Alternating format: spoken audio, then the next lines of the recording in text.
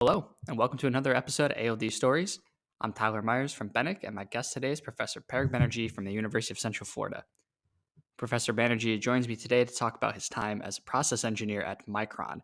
Now, Parag started as a process reliability engineer in 2000, which you may recall is when Micron began implementing ALD into the manufacturing workflows. During this conversation, he tells me a lot about the energy surrounding the new deposition process and some of the challenges that were associated with introducing a new technology into the fab. But we also get to chat about Parag's not so traditional path to professorship, having gone to industry straight out of college before eventually returning back to academia for a PhD.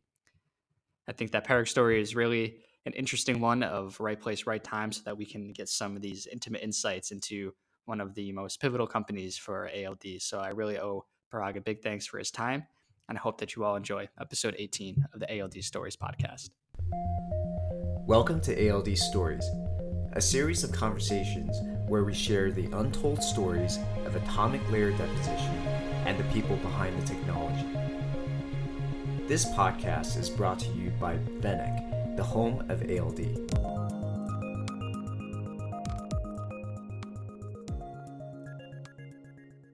I'm here with Professor Parag Banerjee from the University of Central Florida. Parag, it's really nice to have you. Thanks so much for joining me on the podcast. Thank you. Thank you for having me, Tyler. So we have a couple of topics here that we're going to chat about today. A lot about your time in ALD and your timeline, because you have a bit of a unique one compared to a lot of people that end up in this field, I think. And very much in particular, we're going to discuss your role at Micron. So maybe we can start there. So you were working at Micron as a process engineer at around 2000. Is that right? That is correct. Yes. Okay, so year 2000, a really interesting year for Micron, if I remember right, when they were Yes. starting to use ALD. What was the atmosphere like there while you were at Micron? So it was interesting. I got my master's in material science and engineering at Washington State University in Pullman, which is just across the border from Idaho. And I got hired into Micron as a process engineer, but there was a middle term that said process reliability engineer. And so I was in charge of monitoring reliability of dielectrics. And dielectrics in those days obviously meant gate dielectrics. And so my first job was as a role was to evaluate dielectric films. The first couple of years, I basically didn't even get to go into the fab. It was evaluating the dielectric properties and the breakdown properties of these films.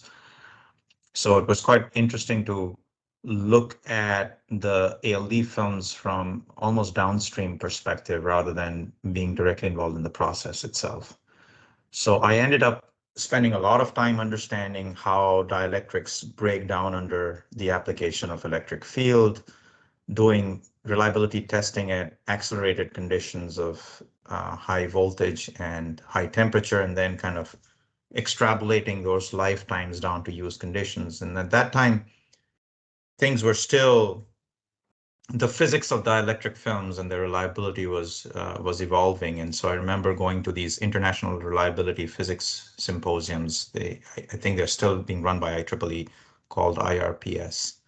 It was really interesting how phenomenal that community was in being able to predict lifetimes of individual components and materials inside a chip and providing those to our customers so we could guarantee that the chips coming out of our factory had a guaranteed lifetime of 10 years under use conditions. And that was the standard at that time.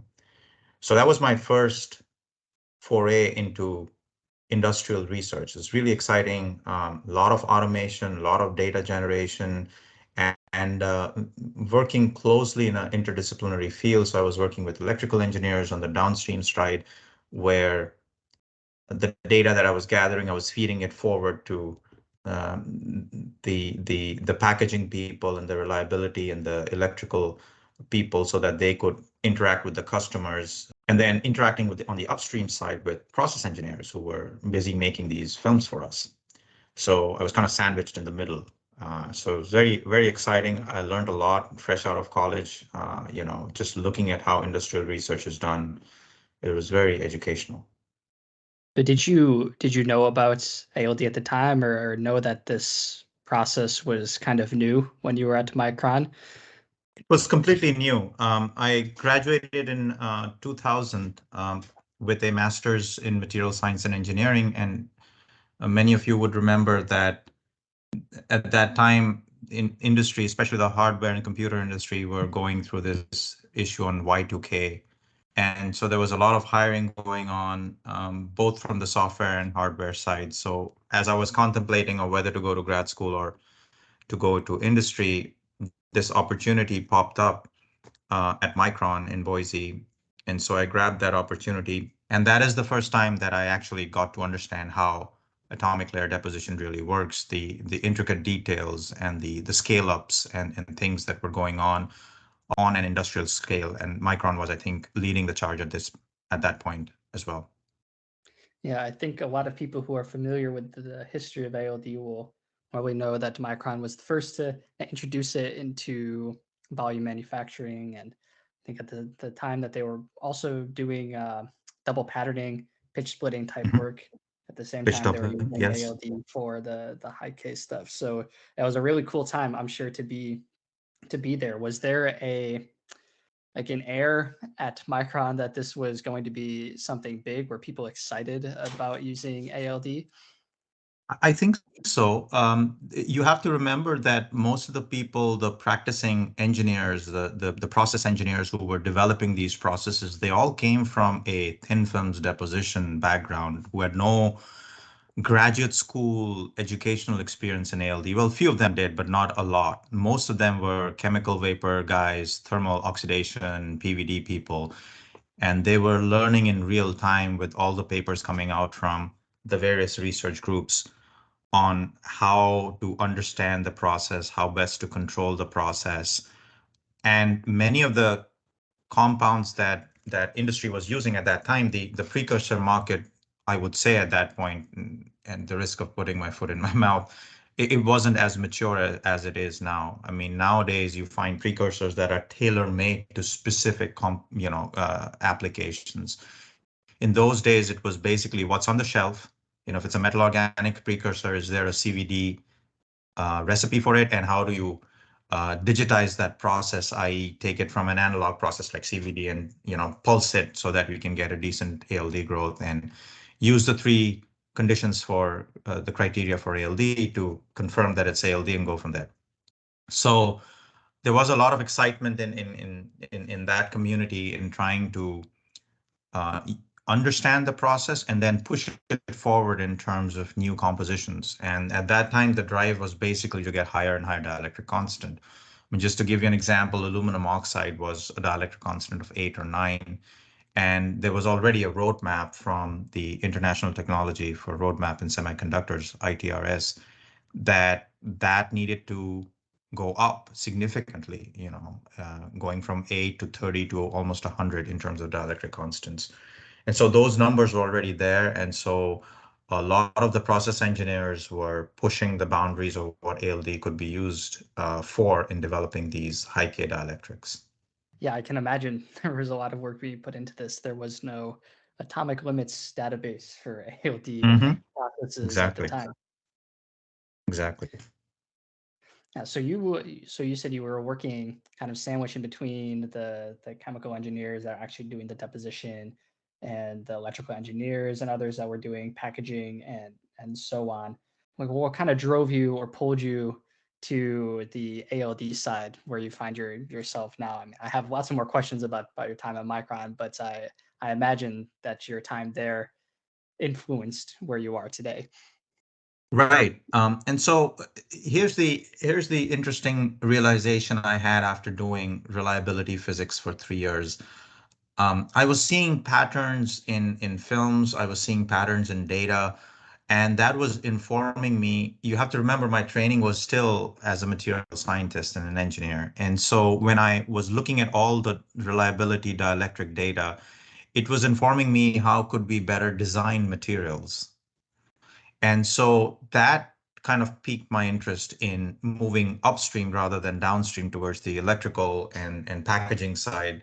It basically said, well, I think I now understand how these films are behaving. Perhaps I can design better processes so that I can design better films with higher dielectric constants and perhaps even with higher reliability and quality. And so that kind of drove my professional interest towards the process side rather than towards the device side. And after 3 years of doing reliability, I moved in 2003, I believe, to the role of a full-time process engineer, which basically meant going inside the clean room and developing new novel processes for dielectrics and other films. Okay, that's very cool. So, yeah, nice to be able to lean on your background then, and I think that it's Mhm. definitely self-fulfilling prophecy there that Yeah. you had the opportunity to do that. So now you're in the clean room. You know, there are a million very innovative, cool types of ALD tools that we have now. But what were you working on, if you can talk about it, in that clean room? What were the tools like? Were they very rudimentary, just like flow tube type reactors? Were they a little more sophisticated, more akin to like the cluster tools that we would see today? Right. I think they were a blend of both without getting into too many details. Many of them were retrofitted from like I said, from the CVD world, because time to market is important in our industry. And so whatever we could scramble, whatever we could work with our vendors on, I think those tools were getting retrofitted, whether it was a poly tool or some other sort of a CVD tool. And the software and the OUI was being adapted to kind of move us towards an ALD based hardware platforms. So some of them were there. Some of them were just dedicated tools, batch reactors that vendors were coming up with and saying, "Hey, try this one out." And so I would say a blend of both.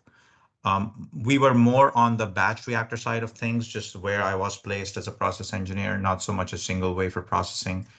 And so yeah, there were some really amazing tools that were coming along that were being made available to us on a trial basis, and we were trying those out and providing feedback to the vendors. And so there was a lot of excitement in terms of new hardware development, a lot of work on computational fluid dynamics of how gas flows inside these reactors. You know, and for anyone who has not seen an actual 12-inch or an 18-inch reactor that can take 300 wafers in its belly, 10 to 15 feet tall, it occupies a pretty large footprint on a clean room. And we didn't have one, but we have 15, 20, 30, 40 such reactors all going at the same time. So the scale and magnitude of operation on a single tool and as well as the entire chase of ALD tools that were sitting on the floor is just mind-boggling when I think about it now. Do you ever miss those days of walking around what sounds like a bit of a city of ALD tools? Yes, I do. Sometimes I do, but then I remember the days when we had to come in late at nights to fix a tool because something wasn't running right and there was a hot lot going through. Um, and those were the days when you were still allowed to walk through the chase and the service aisles and everything else. I think I'm told now by my friends that, everything is automated. You can literally, with a click of a button, you can move hoops around and do things. Those were the days when you could actually lift the entire wafer box and carry it, manually across different tools. And there were people and technicians who were doing that for you as well. So yeah, I mean, like I said, like with any job, there were good days, and then there were not so good days. But that's actually maybe a good segue into my next question, because I think everybody can see what worked and where we are today. We know a lot of Mhm, the players that are still in the game, obviously mhm. materials that are still being used or have now transitioned to use. And but I imagine there were a lot of things that were going on at the time that didn't work. And I wonder if you have any stories or examples of things that were being tried at the time that didn't quite make it out of the clean room floor. Yeah, I mean, I think we were definitely going in terms of compositions of dielectric films. We were going out there and really seeing what could really be a game changer. And so we did end up trying a lot of the more complex oxides, and I can't give any more details than that, but a lot of the complex oxides required multiple precursors. And like I had mentioned before, these were precursors that they were off the shelf. These were what were available for those elements. And so we picked those up. And during the course of trying them out, we realized that, and especially for the DRAM market, if you guys remember that, it's not just the dielectric constant and the film quality that's important. It's conformality that's so critical to be able to coat high aspect ratio structures. And so during the course of these trials, when we were trying new chemistries, we realized that not all precursors are the same when it comes to conformality. And so many of these precursors had very different transport characteristics. And so you could ensure that perhaps on a planar wafer, you would get the right composition and hit the right dielectric constant, but depositing inside 3D geometries was a completely different ballgame. And so some of those projects were, early in those days, we realized that um, the precursor chemistry and the people who are working in that field we have to join hands with them if we have to move the needle in the right direction as far as dielectric constants and high K dielectrics are concerned, especially inside DRAM trench capacitors.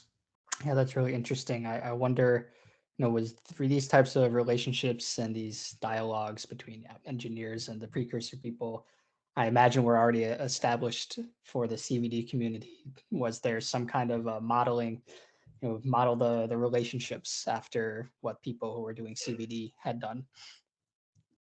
I think so, because if you look at all the big CVD players at that time, they're still in the ALD business. So for them to be able to take their know-how and their expertise and apply it in the ALD realm was kind of very organic as a process. And so I think a lot of the big players, they may have different names now, but they're still around. And anytime I give a talk that's a review talk or an invited talk, I never forget to thank the chemists who played such an important role in developing the chemistries that we have today.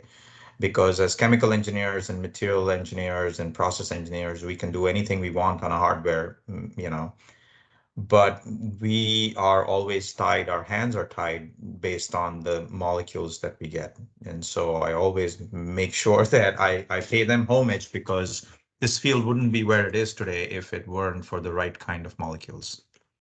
Yeah, I think that's something that is often overlooked, even Mhm. still in our field for sure. I think we spend a lot of time, even you can go back even further. We spend a lot of time, I think, as at least I was a chemist by training in grad school, and we spent a lot of time developing a new process. But even myself, I can admit, who often took for granted those who are doing synthesis to make new precursors, even so. It goes all the way back upstream, and yeah, it Yes. starts right from square one to make all of these things happen. Yeah, absolutely. Is there something that you worked on at Micron, that is now, implemented into chips as we know it, something that can look back on and point to and be like, yeah, that was me, and be really proud of, yeah, now that I'm out of the industry, I left a mark somewhere. Most of the high K stuff, yes. A lot of the hardened oxide for, at that time, there was still static RAMs around, SRAMs. So the front end dielectrics for most of these chips were developed through our group and my contributions there. And those generations of chips are long gone, but I'm sure they paved the way for, everything else that followed, including 3D and where we are today. One of the prouder moments I had with Micron was that I was able to publish one of the papers that we were able to study aluminum oxide dielectric reliability back in 2004. And there's a really nice TEM cross section there that I usually use to even show till this day to my students when I'm giving them a talk on ALD or semiconductor manufacturing, about how conformal that film was on the hemispherical grains. The polysilicon grains used to be hemispherical at that time, just to increase the surface area even more on the capacitors. And it still amazes me that that technology existed almost 20 years ago, and perhaps even exists today in terms of different architectures, but the process and the fundamentals still remain the same. So a lot of the contributions that my friends in industry do are in intangibles, right? But that paper and that publication and the patents that came out, by the way, I had 7 patents coming out from Micron alone. Those are the tangibles that I can point to and say, yeah, my time at Micron was well spent. And I'll be remiss to not to mention a couple of names that come to my mind. Early on mentors, Akram, Zil, and then Fernando, Jeff Hull. I mean, these are some of them are still active, some of them have retired, but learned a lot from these folks in terms of how to carry industrial research, and then how to develop yourself as a researcher and doing things that really are of commercial value, but are also fundamentally scientific. Do you ever see yourself going back working at Micron or a similar place? Probably not. Maybe as a consultant someday. But I think, yeah, I think I enjoy. The older I'm getting, the more I'm realizing I enjoy working with young people.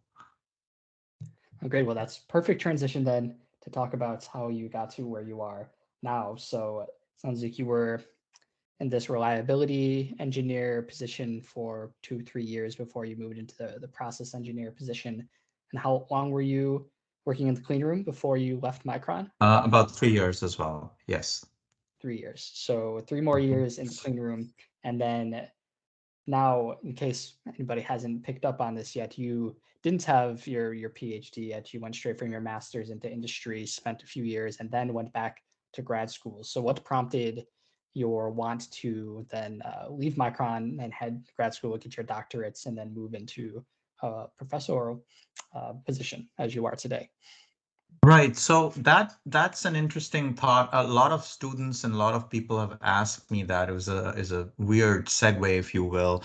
I think over time at Micron, and especially as a process engineer in the fab, I began realizing that I'm actually in love with process science, and I wanted to do more than what industry would allow me to be.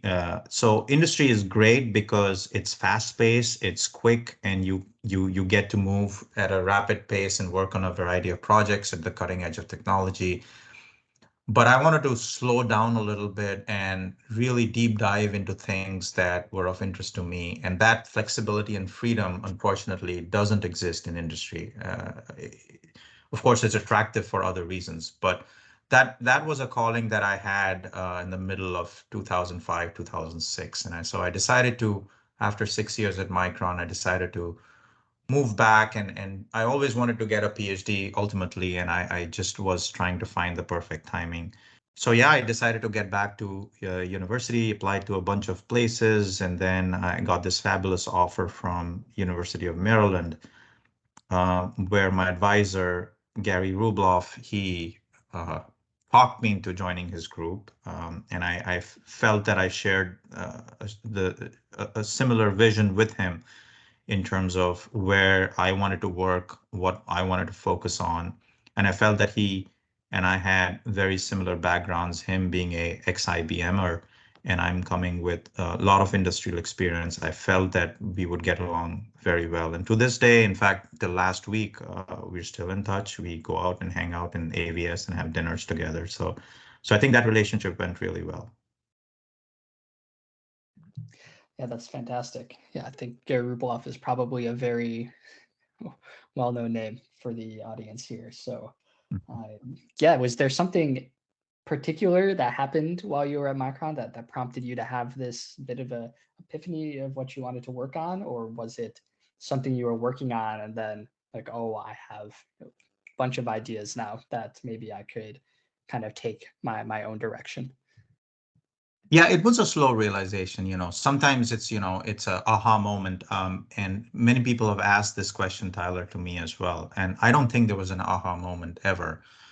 It was just every day going in, doing your bit and coming out of the fab. And then you slowly start to realize that, your calling lies somewhere else.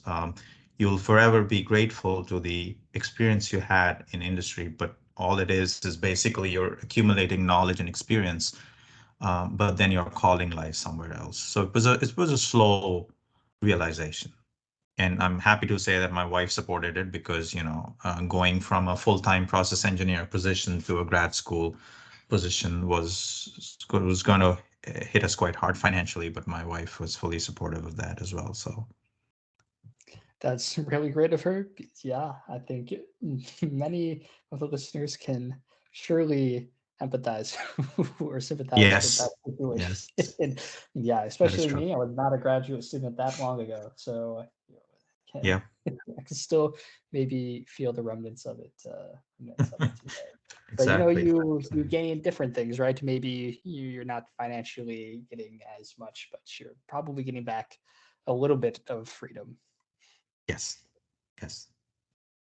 And so then you join Gary Rubloff, and were you then working on ALD again with Gary? Yes, that is right. So I joined his group, and he was a process scientist himself, a physicist by training. He had a variety of projects going on. Obviously, a very well-equipped lab. And then I was kind of given this furnace ALD tool that looked like it had been cobbled together, with a furnace and a bunch of pneumatic valves all hanging out. And so the huge shock for me to come from industry where everything was well packaged, and the hardware platforms were shiny and nice looking, to a lab where all the wires were hanging loose and the relay switches were making these loud noises. So it was kind of funny, but it was nice because the amount of flexibility you have on these laboratory tools is just mind-boggling. One day you're doing CVD, the next day you can just simply by changing the code on the LabVIEW side, you can make it do ALD. You can do all kinds of other things. One thing I learned in his group early on was that in order to be good at process engineering or process science, if you will, is to be really be able to focus on the process as it happens. And the Latin word for that is in situ, I believe. And so that is something that struck me, that every single one of the tools that Gary had in his lab, they had some sort of a diagnostic element to it, so that if the process was going south on you, you could easily monitor it and you could prevent things from happening. And so that is a learning that came immediately. And I was struck by the amount of insights you could actually get if a process was not working the way it was supposed to. And that's something that I realized that at Micron, we didn't have the ability or neither the bandwidth to do, actually, quite frankly, because in manufacturing, you're so focused on delivering the film that you don't really want to put any in situ tool on the system itself. You can do ex situ analysis and metrology, but nothing to plumb inside a tool. And so that realization, once it came, I was like, this is really good, because now you can really fundamentally understand processes in much greater depth. And that training really helped me, because nowadays we have new molecules coming out from, different research groups and different vendors almost on a weekly basis. And so how do you start evaluating these molecules rapidly? You can be holding these molecules for months on end and developing processes slowly. You have to rapidly screen molecules for their ability to do ALD. So that training is coming real handy now. Yeah, I can imagine. I think I worked on one tool while I was in grad school that didn't have any in situ monitoring in its. I mean, it was kind of hard. It was this particle reactor, but yeah, not having any data other than maybe your pressure curves during the Mhm. process is, yeah, it feels like you're at a loss a little bit. You have so much Yeah, you're characterization. driving blind, right? Yeah, With no exactly. headlights on at night. Yep. So I anticipate then in your lab now that your tools have quite a fair amount of in situ monitoring on that? Yes, correct. Yes. So we use mass spectrometry and in situ lapsometry as the two basic tools. We also have the capability of putting quartz crystal monitors and such on those systems as well. But just looking at the physical thickness or the downstream chemistry just tells you so much about your process. Even if it's not science, even if you're running out of precursors, you can kind of start monitoring those and say, oh, okay, I think I've done enough cycle seconds of pulses from this ampule, and I think I'm running out of it. After you had finished or were coming to the end for your PhD, now you've had a few years in industry. Now you've had probably almost the equivalent amount of years in graduate school and in academia. Seems okay. Well, we all know where you are now. If you at the Yeah. beginning of the podcast, you're at the university, so maybe nothing, your mind didn't change. But during that time, did it just really solidify and confirm that want that you had to work on things that were interesting to you that then pushed you to become a professor now? Yeah, it wasn't that clear at that time either, actually, Tyler, because I know how difficult it is to get a land an academic position in the U.S. And so, but at the same time, I did want to do a industrial, should I say, a research-oriented job, not even industrial, but just a research R&D kind of job. And so even national labs were possible places where I wanted to apply. But then, of course, opportunities came along, and one of them opened at Washington University in St. Louis, and that's where I found myself in 2011. So you were at Washington University for how long before University For of 8 years. And then this opportunity opened up at the University of Central Florida, where they were actually hiring people as part of cluster searches. So this is where the overall research theme has been defined, and now they're just hiring people from various fields of engineering and sciences. So I was hired in the catalysis cluster to be able to synthesize new catalyst particles for my other colleagues who were more into testing catalysts or figuring out more detailed mechanistic studies, so surface science and things like that. So I'm part of that cluster now. Okay, that's really interesting. I always wonder how somebody ends up getting a academic position whilst doing ALD. I feel because it's even in industry is kind of a niche thing. I mean, our community is kind of small, so then showing that this is really interesting work to a university that may not know anything about it, it might be difficult to do. And not to mention, there's quite a bit of like overhead in terms of making reactors and things like that. So I don't know if there Yeah. was anybody who was interested in ALD or like an internal champion at the time, but I always find it quite fascinating how this ends up imbuing itself into a university that didn't have the capabilities before. Yeah, it's interesting how the academic community, especially in the areas that we interact with, they view ALD as they use it as a black box, right? Like with any process, for example. So if I talk to many of my colleagues, whether in this university or others, and I say ALD, they look at me and they say they understand what ALD is, and for them, ALD is aluminum oxide, right? And so somewhere along their research portfolio, if they've been active, you will find a couple of papers in which they put aluminum oxide on something and found out something and published that. But I don't think they know the full capability that ALD brings along.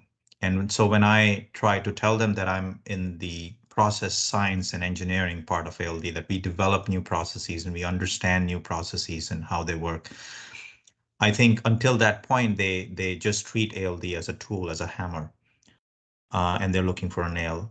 And so when we do come up with new processes and they are looking at those like, that's interesting. Maybe I can use that for some of my electrocatalysis work or some of my thermal catalysis work. I need this complex oxide to be, put on this support. perhaps make it. And it's not aluminum oxide, it's not zinc oxide, it's another third ternary oxide that's really difficult to control, and the oxidation states are harder to control. And so that's when we bring all that expertise to bear upon that problem. And then they recognize that this is not a trivial problem, that designing surfaces where specific reactions have to happen requires a very different approach when it comes to designing new ALD processes.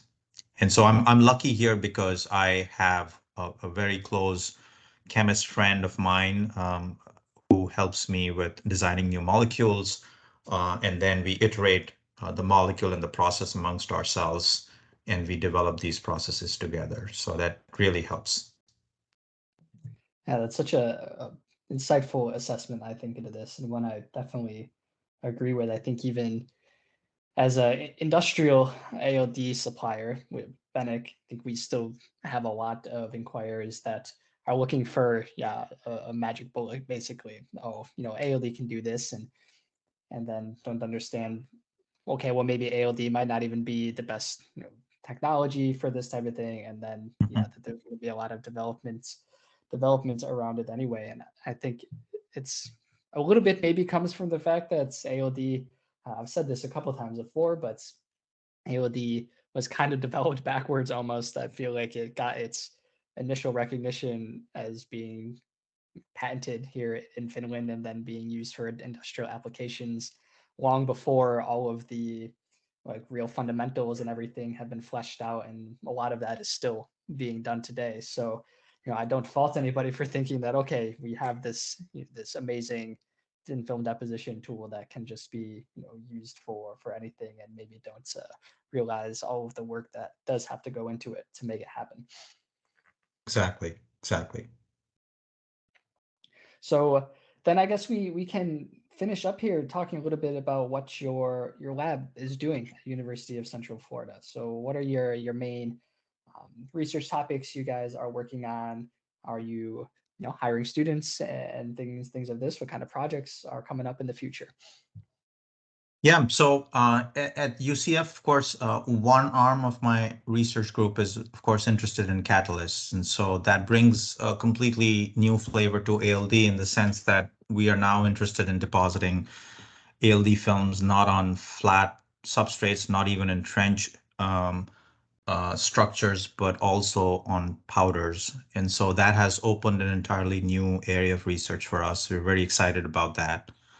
And so we are helping people in the College of Optics to develop new laser materials that are stable as you draw optical fibers out of them. We're interested in pharmaceutical coating of powders and recently published a paper on that, or it's undergoing review right now.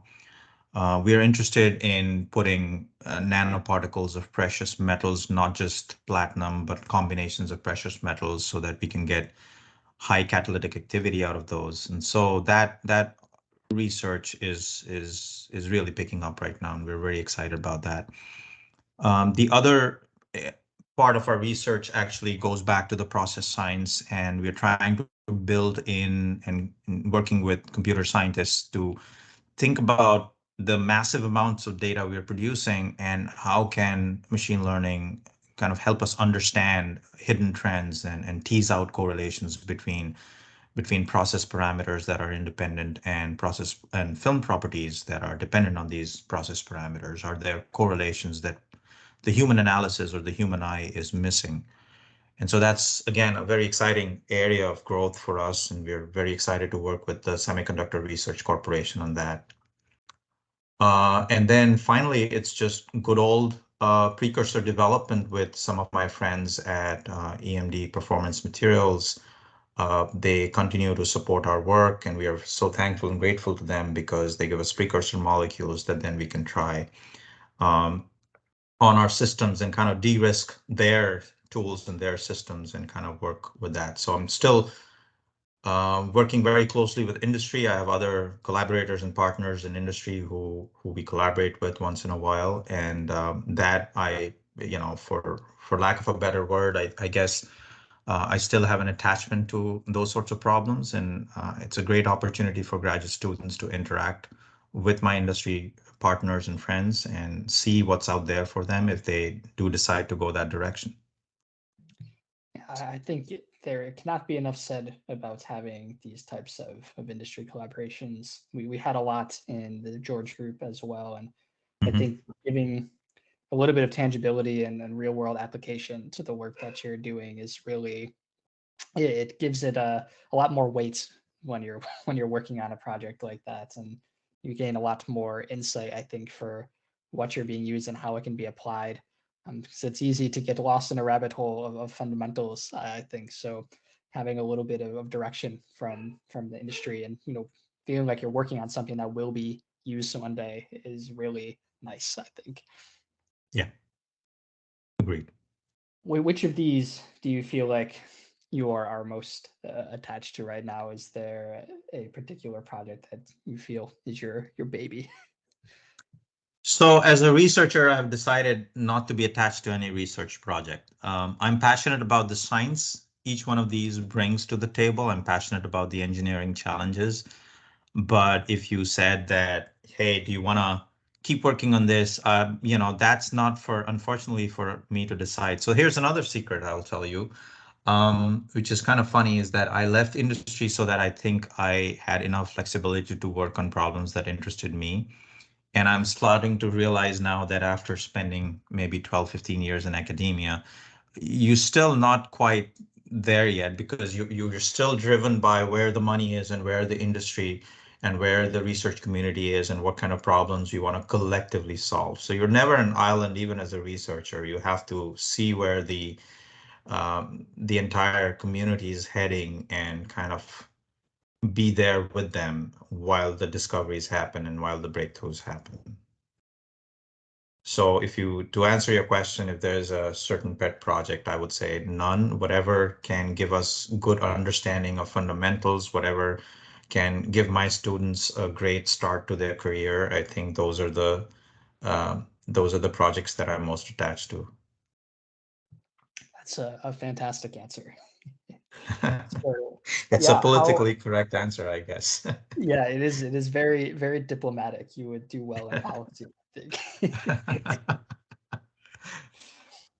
So how is your group growing then? Are you looking for new students? I always like to plug in these in case somebody is listening and is looking to go to graduate school and it's maybe considering UCF.